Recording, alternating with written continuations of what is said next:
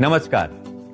भारत में शुरू होने जा रही है जनगणना, यानी देश में कितने लोग हैं इसकी गिनती। पर इस बार की जनगणना खास है, और खास इसलिए है कि इसमें डिजिटल तकनीक का इस्तेमाल किया जा रहा है। जनगणना 2 चरणों में होगी। पहले चरण में हाउस लिस्टिंग यानी मकान सूचीकरण एवं मकानों की गणना, और दूसरे चरण में जनसंख्या गणना की जाएगी। तो बात करते हैं पहले चरण की। इसमें निर्धारित प्रगणक घर जाकर जानकारी एकत्र करेंगे और मकानों की गणना करेंगे। यह प्रक्रिया सेल्फ एनुमरेशन पोर्टल यानी स्वगणना के माध्यम से भी की जा सकती है।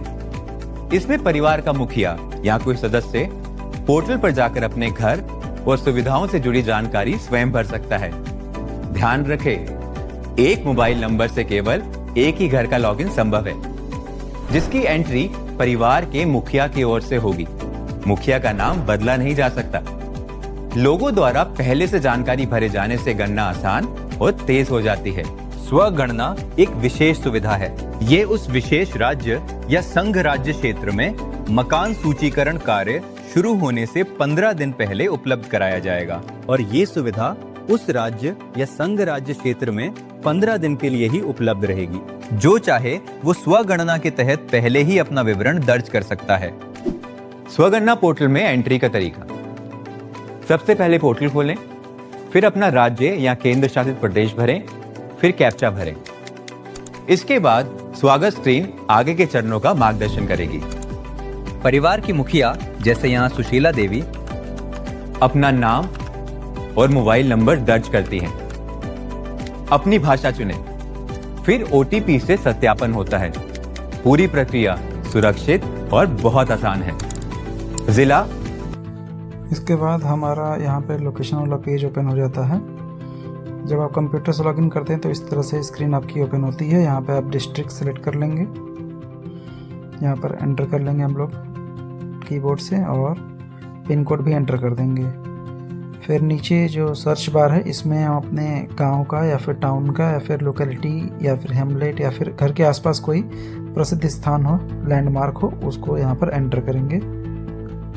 तो यहाँ पर हमारे गांव का नाम जैसे 12 है, तो हमने 12 एंटर कर लिया है।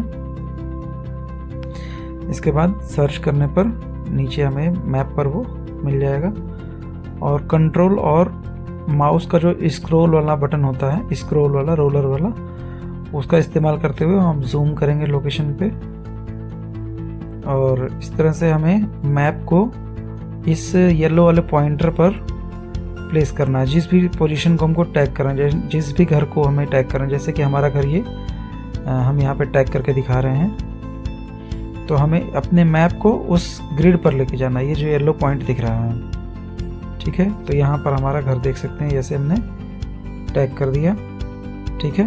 तो जहाँ हम इसको मैप को छोड़ेंगे वहीं पर ये टैग हो जाएगा।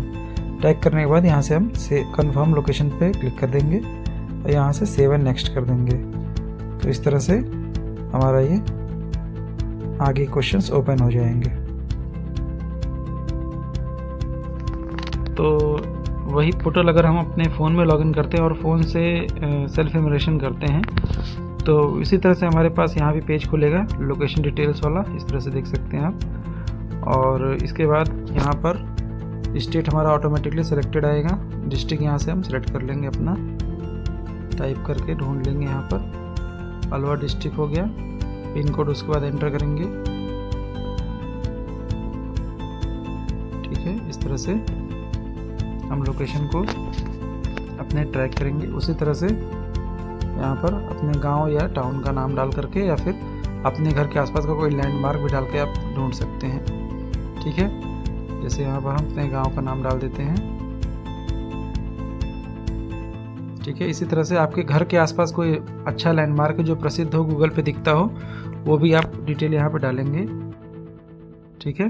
तो ये आपको डिटेल बता देगा। जैसे देखिए यहाँ पर ये गांव का नाम आ गया हमारे। और ख़ास बात ये ध्यान रखने वाली है कि यहाँ पर लोकेशन जो है आपकी 2 फिंगर से आप मैप को मूव करके जाएंगे, क्योंकि जब सिस्टम में आप कर रहे थे लैपटॉप के अंदर, तो वहाँ पर आपको कंट्रोल और जो माउस का स्क्रॉल बटन होता है उसका यूज़ करके अपनी लोकेशन को टैग करना था। तो यहाँ हमने लोकेशन को टैग कर लिया है। टैग करने के बाद यहाँ पे हम कंफर्म लोकेशन पे क्लिक करेंगे और यहाँ से सेव एंड नेक्स्ट पे क्लिक करेंगे। आगे चल के हमारे आगे के सवाल खुलने शुरू हो जाएंगे। इस तरह से हम आगे सवाल भर सकते हैं। ठीक, इसके बाद HLO प्रश्नावली का पृष्ठ खुल जाएगा। अधिकांश प्रश्न विकल्प आधारित होंगे, साथ ही लिखने के लिए फोनेटिक और वर्चुअल कीवर्ड होगा। FAQs और टूल टिप्स हर शंका का तुरंत समाधान करते हैं। यदि कोई प्रश्न अथवा जानकारी छूट जाए तो सिस्टम खुद आपको संकेत देता है। सभी विवरण भरे जाने के बाद चेक करें, ड्राफ्ट सहेजें, जरूरत हो तो संशोधन भी करें या अंतिम रूप से जमा करें।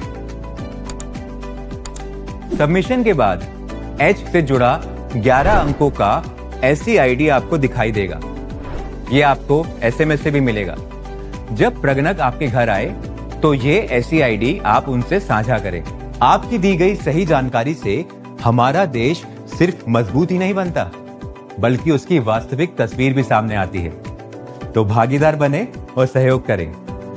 हमारी जनगणना, हमारा विकास।